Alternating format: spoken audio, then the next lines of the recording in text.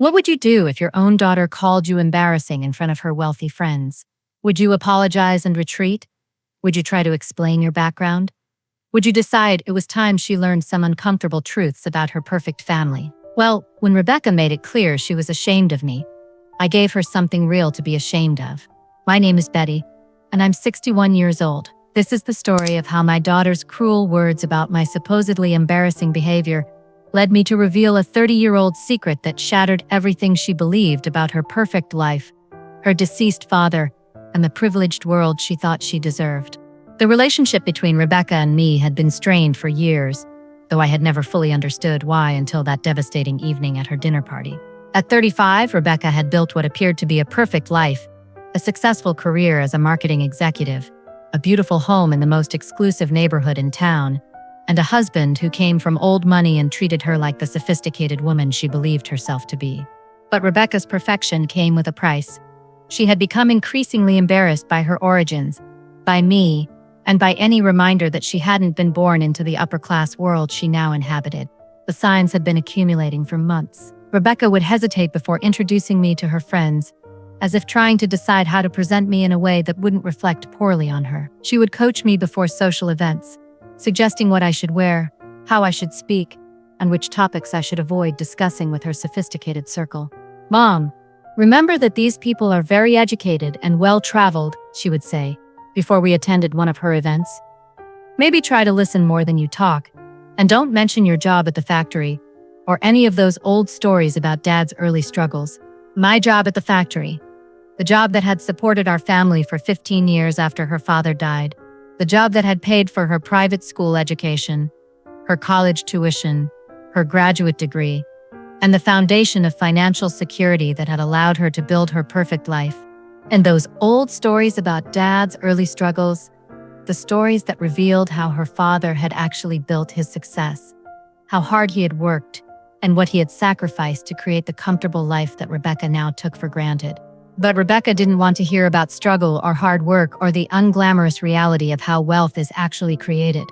She wanted to believe that she came from a family that had always been sophisticated, successful, and socially acceptable to the elite circle she was so desperate to join.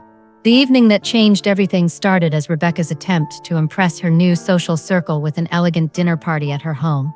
She had invited 8 couples, all successful professionals, business owners, and members of the country club set that represented everything Rebecca aspired to become.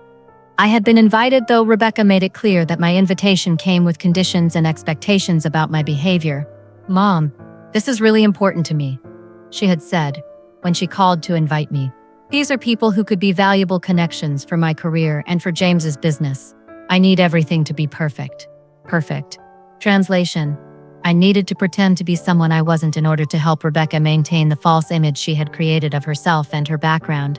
I arrived at Rebecca's house wearing my best dress, a simple but elegant navy blue outfit that I had purchased specifically for occasions when Rebecca needed me to look appropriate for her friends. I had spent extra time on my hair and makeup, trying to achieve the polished look that Rebecca seemed to think was necessary for acceptance in her social circle. But from the moment I walked into Rebecca's house, I could sense her tension and anxiety about my presence. She greeted me with a forced smile and immediately began giving me subtle directions about where to sit, what to drink, and how to interact with her guests. "Mom, why don't you help me in the kitchen while the others have cocktails in the living room?" she suggested, clearly wanting to keep me away from her guests until she felt confident that I wouldn't say or do anything that might embarrass her.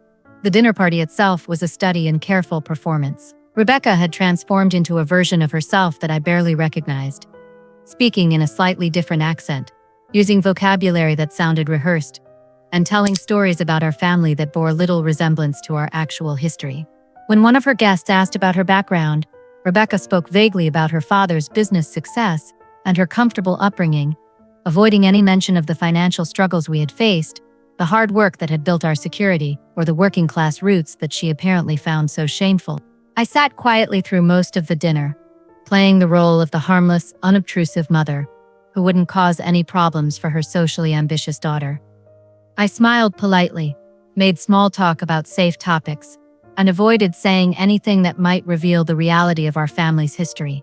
But the breaking point came during dessert, when I offered to help Rebecca serve coffee and clear dishes from the table.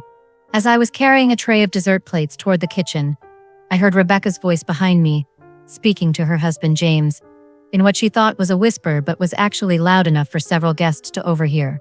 "I wish my mother understood how to behave in sophisticated company. She's so working class. It's embarrassing." The words hit me like a physical blow, not just because of their cruelty, but because of the casual, matter-of-fact way Rebecca dismissed everything I was and everything I had done to make her privileged life possible. I set down the tray of dishes and turned to face my daughter and her guests, all of whom were now looking at me with expressions ranging from embarrassment to curiosity to pity. "Rebecca," I said in a voice that was calm but carried clearly through the dining room, "I think it's time your friends learned the truth about your father's business success and your comfortable upbringing." The silence that followed was so complete that I could hear the grandfather clock ticking in Rebecca's hallway. "Mom, please don't," Rebecca started. But I was already committed to the conversation that would change her life forever. "But wait until you see what that truth revealed about the perfect family image Rebecca had been so carefully maintaining."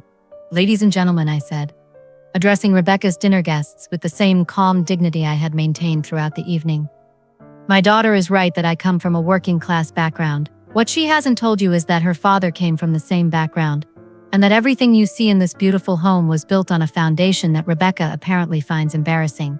Rebecca's face had gone pale, and James was looking back and forth between his wife and me with confusion and growing concern.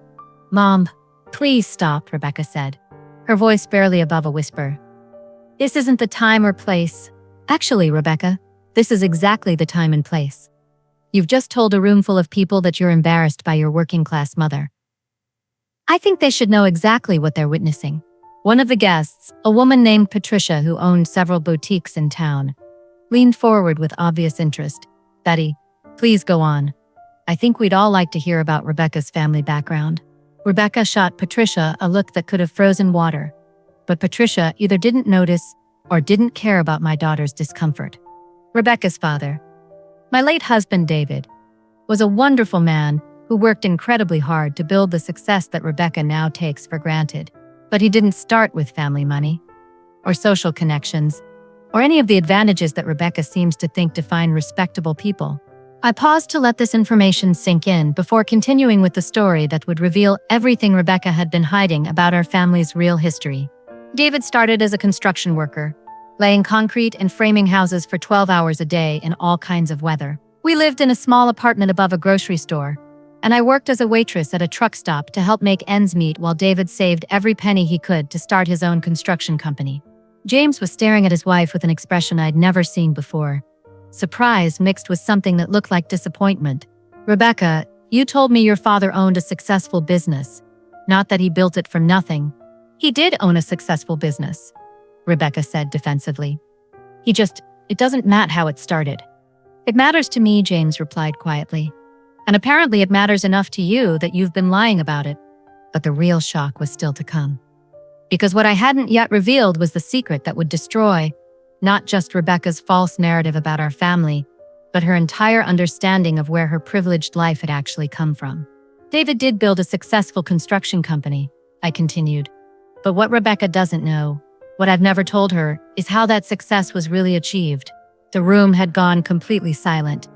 Even Rebecca had stopped trying to interrupt me, perhaps sensing that whatever I was about to reveal would be more damaging than anything I had said so far.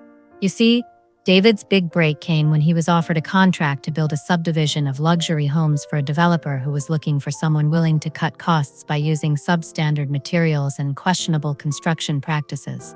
Rebecca's eyes widened with horror as she began to understand the implications of what I was saying. David was faced with a choice: maintain his integrity and continue struggling financially, or compromise his standards and build the financial security that would give his family a comfortable life. What did he choose? Patricia asked, clearly fascinated by this revelation about the man whose success had funded Rebecca's privileged lifestyle. He chose his family's security over his principles. David built those houses using materials he knew were inferior, construction methods he knew were inadequate, and safety standards he knew were insufficient. But the profit from that contract allowed him to expand his business, buy better equipment, and eventually become successful enough to provide the comfortable life that Rebecca grew up in. The implications of this revelation were staggering, not just for Rebecca's understanding of her father, but for everyone in that room who was beginning to realize they were hearing about criminal fraud and potentially dangerous construction practices. But you haven't seen the most devastating part of this story yet. What happened to those houses, Betty? James asked, his voice tight with concern. 3 years after David built them, there was a major storm. The inadequate foundations couldn't handle the water pressure, and 7 of the 12 houses experienced significant structural damage. 2 families lost everything when their homes were condemned as unsafe. Rebecca was now sitting with her head in her hands, finally understanding the full scope of what I was revealing and what it meant for her perfect image and her father's reputation. But the worst part, I continued, is what David did when the families tried to hold him accountable for the construction defects. Wait until you see how this revelation completely destroyed everything. Rebecca thought she knew about her father and her family's money. When the families sued David for compensation for the damage caused by his substandard construction, I continued, my voice steady despite the earthquake I was creating in my daughter's life. He used his profits from that fraudulent contract to hire expensive lawyers who were able to prove that the storm damage was an act of God rather than a result of construction defects. The dinner guests were now completely transfixed by the story of fraud, betrayal, and legal manipulation that had funded the lifestyle they were witnessing in Rebecca's elegant home. David won the lawsuit? Asked Robert, one of James's business partners. David won the lawsuit by lying under oath, presenting falsified inspection reports, and bribing a city inspector to testify that the construction had met all code requirements. The families lost their homes, their savings, and their faith in the legal system, while David used their misery to build an empire. Rebecca looked like she was going to be sick. Mom, stop. Please stop. Why should I stop, Rebecca?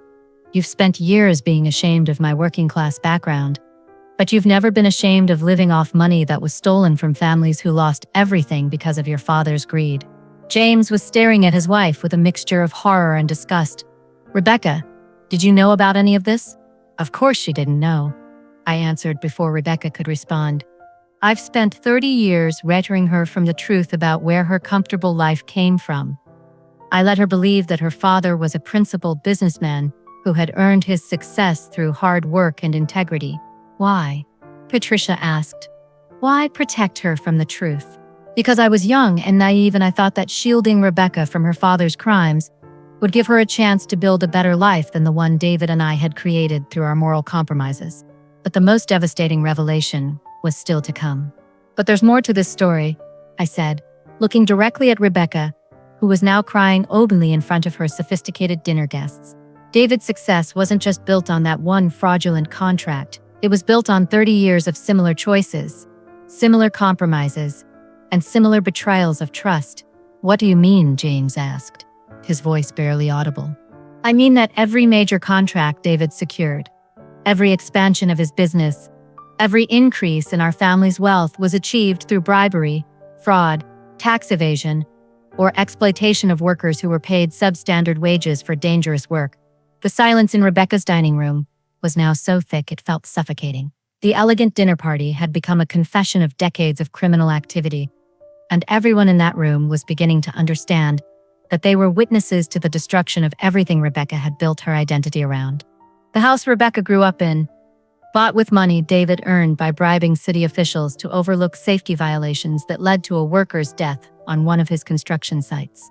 Rebecca was now sobbing uncontrollably, her carefully constructed image of sophistication completely shattered in front of the very people she had been trying so hard to impress. Her private school education, paid for with profits from a project where David used illegal immigrant workers and paid them half the minimum wage while threatening to report them to immigration if they complained about working conditions.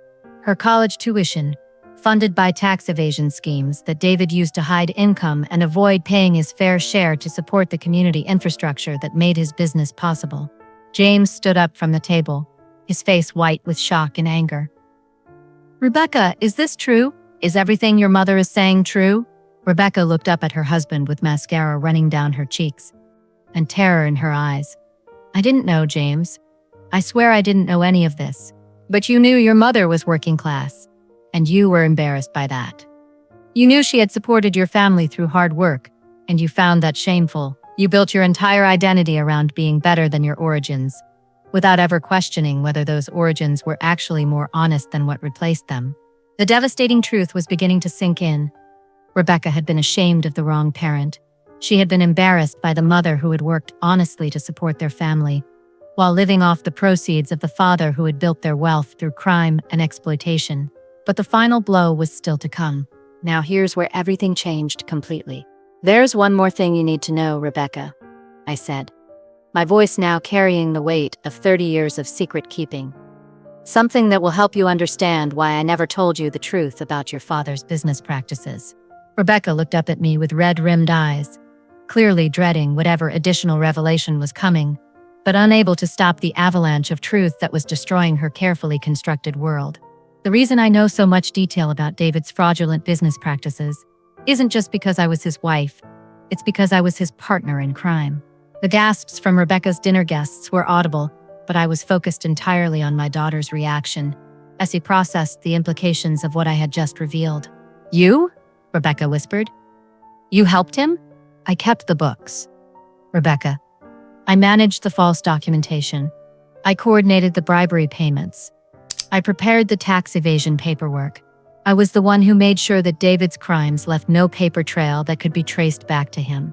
The room was spinning with revelations that kept getting worse, each new piece of information more damaging than the last. "For 15 years, I was the criminal mastermind behind your father's business empire. I was the one who figured out how to hide the evidence, bribe the officials, and manipulate the legal system to protect David from the consequences of his choices." James was backing away from the table as if my words were physically toxic. "Betty, are you saying that Rebecca's entire inheritance is the proceeds of organized crime?" "I'm saying that every dollar Rebecca has ever spent, every advantage she's ever enjoyed, every opportunity that's ever been available to her, has been paid for with money that was stolen from honest families who trusted your father to build their homes with integrity and safety." Rebecca was no longer crying. She was staring at me with a mixture of horror, disbelief, and rage that I had never seen in her face before. "Why are you telling me this?" she demanded. "Why are you destroying everything I thought I knew about my family?" "Because you called me embarrassing, Rebecca. You said I was too working class for your sophisticated friends. You treated me like a shameful reminder of origins you wanted to forget. So you decided to destroy my life. I decided to give you some perspective about what's actually shameful. Is it more embarrassing to be the honest daughter of a working class woman who supported her family through legitimate hard work? Or is it more embarrassing to be the privileged daughter of criminals who built their wealth by stealing from vulnerable families?" The question hung in the air like a challenge, and I could see Rebecca's mind racing as she tried to process the complete reversal of everything she had believed about respectability, shame, and the sources of legitimate success. Patricia, who had been silent during my revelations about criminal activity, finally spoke up. "Betty, if what you're saying is true, then Rebecca isn't just the innocent beneficiary of her father's crimes. She's been living off stolen money her entire adult life." "That's correct. Every mortgage payment on this beautiful house, every piece of elegant furniture, every designer dress in Rebecca's closet, every country club membership, every vacation, every luxury that makes Rebecca feel superior to her working-class mother, all of it purchased with money that was stolen from families who lost their homes, their savings, and their security because of David's greed." James was now looking at his wife like he had never seen her before. "Rebecca, did you ever wonder where all this money came from? Did you ever question how your father could afford to give you such an expensive lifestyle?" "I thought he was successful," Rebecca said weakly. "I thought he had built a legitimate business." "You thought what you wanted to think," I corrected. "You never asked hard questions because you enjoyed the benefits of his success too much to risk discovering that it was built on lies." But the most devastating realization was still to come. "Rebecca," I said, my voice now gentle despite the harsh truths I was revealing, "do you understand what this means for your future?" "What do you mean?"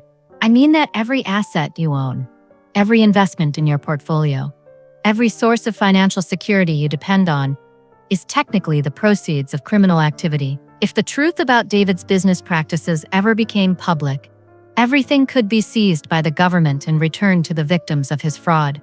The implications of this statement were staggering.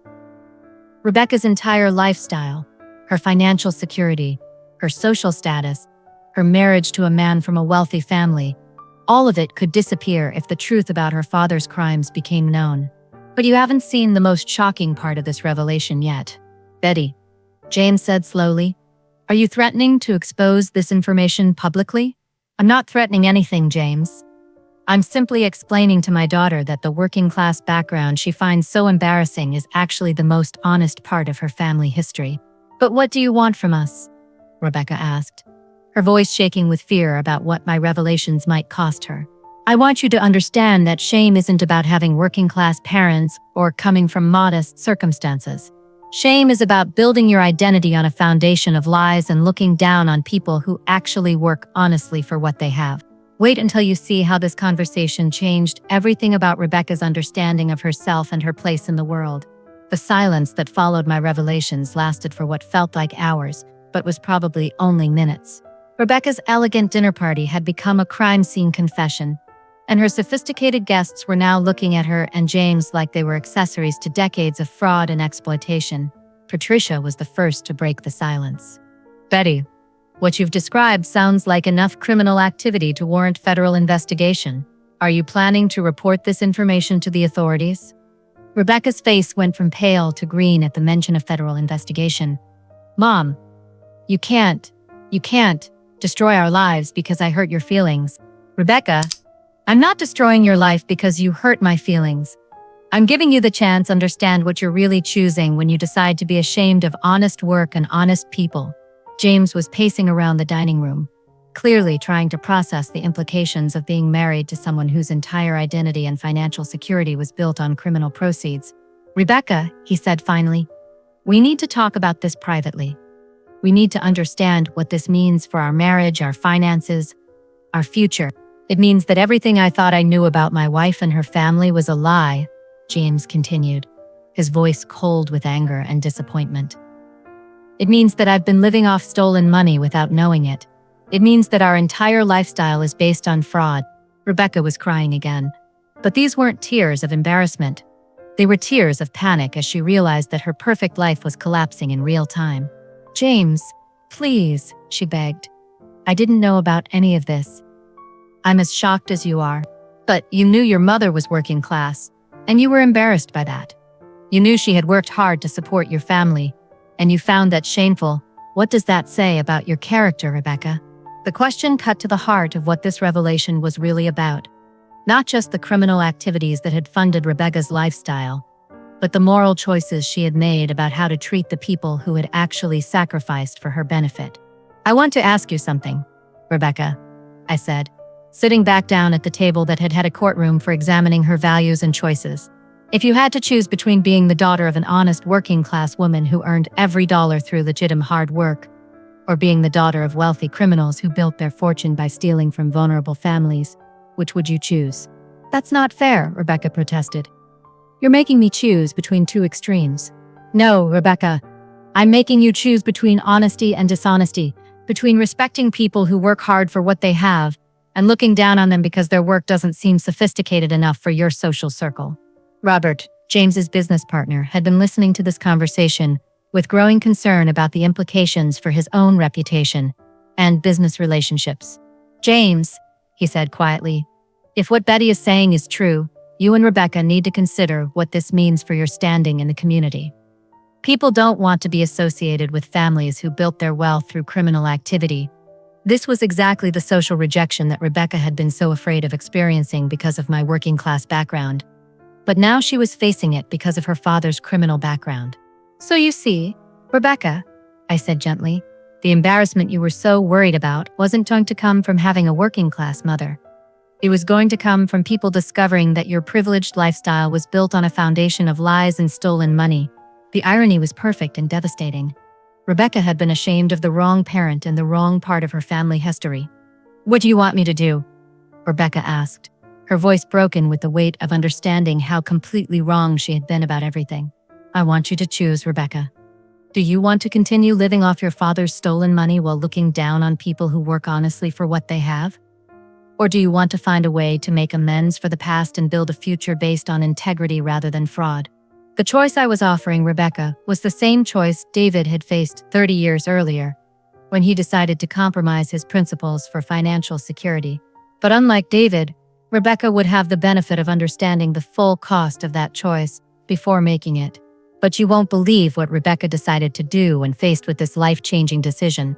The conversation that followed my ultimatum stretched late into the night, long after Rebecca's embarrassed dinner guests had made their awkward excuses and departed, leaving behind an elegant meal that no one had been able to finish. Rebecca, James, and I sat in her living room, surrounded by the beautiful furniture and artwork that represented 30 years of living off criminal proceeds, and tried to figure out how to move forward with the devastating knowledge I had revealed. "Mom," Rebecca said finally, "I understand now why you were hurt by what I said tonight. I understand that I was being ungrateful and cruel to the parent who actually worked honestly to support our family." "What do you understand, Rebecca?" "I understand that I've been ashamed of the wrong things. I've been embarrassed by your working-class background when I should have been concerned about Dad's criminal activities. I've been trying to distance myself from honesty while building my identity around money that was stolen from innocent families." This was the recognition I had been hoping she would reach, but I wanted to make sure she understood the full scope of what needed to change. "And what are you going to do with that understanding?" Rebecca looked at James, who had spent the past several hours coming to terms with the fact that his marriage was built on lies and his lifestyle was funded by criminal activity. "We've been talking," James said, "and we've decided that we can't continue living off money that was stolen from families who lost their homes because of David's fraud." "What does that mean, practically speaking?" "It means we're going to liquidate everything," Rebecca said, her voice steady despite the magnitude of what she was proposing. "The house, the investments, the business assets, everything that came from Dad's criminal activities. We're going to return as much as possible to the victims of his fraud and start over with whatever we can earn through honest work." The decision was more dramatic than I had expected, but it was also exactly the kind of moral reckoning that the situation required. "Rebecca, do you understand what that means for your lifestyle, your social status, your financial security?" "It means I'm going to find out who I really am when I don't have stolen money to hide behind. It means I'm going to learn what it's like to work for what I have instead of just inheriting it from criminal parents." James was nodding in agreement. "It means we're going to rebuild our lives based on principles instead of profits. It means we're going to choose integrity over inheritance." The transformation in Rebecca's perspective was remarkable, but I wanted to make sure it was genuine rather than just a reaction to being caught and exposed. "Rebecca, you don't have to give up everything. You could choose to keep the money and just be more discreet about your family history." "No, Mom. I can't live with knowing that every dollar I spend was stolen from families who lost their homes. I can't continue building my identity around wealth that came from exploiting vulnerable people." "And what about your embarrassment about my working-class background?" "I'm not embarrassed by your background anymore, Mom. I'm proud of it. I'm proud that you worked honestly to support our family, even when Dad was making money through fraud. I'm proud that you maintained your integrity, even when it would have been easier to just enjoy the benefits of his criminal success." This was exactly the perspective shift I had been hoping to achieve. But there was one more thing I needed Rebecca to understand. "Rebecca, there's something else you should know about the choice you're making." "What?" When I said I was David's partner in his criminal activities, I wasn't entirely truthful. Rebecca and James both looked at me with confusion and concern about what additional revelation might be coming. I did keep the books for David's business, and I did know about his fraudulent practices, but I wasn't his willing partner. I was his victim. "What do you mean?" "I mean that David threatened to leave you and me with nothing if I didn't cooperate with his illegal schemes. I mean that every criminal act I participated in was done under duress to protect you from losing your home and your security." The final piece of the puzzle clicked into place as Rebecca understood that her mother had been coerced into criminal activity by the same man she had been trying to protect Rebecca from learning the truth about. So when I worked at the factory after Dad died, it wasn't because I couldn't find better work. It was because I was trying to build an honest life for us after 15 years of being forced to participate in his crimes. "Mom, I'm so sorry. I'm sorry for being ashamed of you. I'm sorry for not understanding what you sacrificed for me. And I'm sorry for judging you for the honest work you did to support us." The apology was genuine and complete, but more importantly, it represented a fundamental change in how Rebecca understood family, work, money, and the sources of legitimate respect. "What happens now?" James asked. "Now Rebecca learns what it means to work for what she has, instead of inheriting it from criminal parents. Now you both learn to build a life based on honest work instead of stolen money. And now we all learn what family really means when it's not complicated by shame, secrets, and criminal proceeds. 6 months later, Rebecca and James had sold their elegant home and most of their possessions, donating the proceeds to organizations that helped families who had lost homes due to construction fraud. Rebecca had taken a position at a non-profit organization that provided legal aid to victims of white-collar crime, using her business skills to help people who had been victimized by criminals like her father. James had started a small construction company that specialized in affordable housing built to the highest safety and quality standards, a deliberate contrast to the fraudulent practices that had funded his wife's previous lifestyle. "Mom," Rebecca said during one of our weekly dinners at her modest new apartment, "I want you to know that I'm not embarrassed by you anymore. I'm embarrassed by who I used to be when I thought wealth and social status were more important than honesty and integrity. And how do you feel about your new life?" "I feel proud of the work I'm doing, proud of the money I'm earning through honest effort, and proud to be the daughter of a woman who chose integrity over easy money even when it meant working harder and living more modestly." The daughter who had once been embarrassed by her working-class mother had become a woman who understood that the most respectable thing about our family was not our wealth, but our willingness to choose honesty over convenience when faced with moral choices. And that, my dear listeners, is how my daughter's cruel comment about my embarrassing behavior became the catalyst for the most important conversation about family values, honesty, and the true sources of shame that we had ever experienced. Rebecca learned that being embarrassed by honest work in modest circumstances says more about your character than it does about the people you're judging. She learned that inherited wealth isn't automatically respectable, and that working-class backgrounds aren't automatically shameful. Most importantly, she learned that the parent she should have been ashamed of was the one who built their wealth through crime and fraud, not the one who worked honestly to support their family even when that work seemed unglamorous to sophisticated observers. The truth about her father that I revealed didn't just silence Rebecca's criticism of my supposedly embarrassing behavior. It transformed her understanding of what behavior is actually worth being ashamed of, and what behavior deserves respect and admiration. If my story teaches you anything, I hope it's this: don't judge people based on their work or their modest circumstances, because you never know what sacrifices they've made or what integrity they've maintained to build the life they have. And remember that the most embarrassing thing about any family isn't having working-class roots or honest jobs. It is having wealth that was built on lies, fraud, and the exploitation of vulnerable people who trusted you to treat them fairly. I have more stories about family secrets, moral choices, and the surprising ways that truth can transform relationships when people are brave enough to face it honestly. So pull up a chair, question your assumptions about wealth and respectability, and remember to subscribe to Grandma True Stories, because the most important lessons about character often come from the most uncomfortable revelations about the people we think we know best. The daughter who called me embarrassing learned that the most shameful thing about our family wasn't my working-class background. It was her willingness to look down on honest people while living off dishonest money.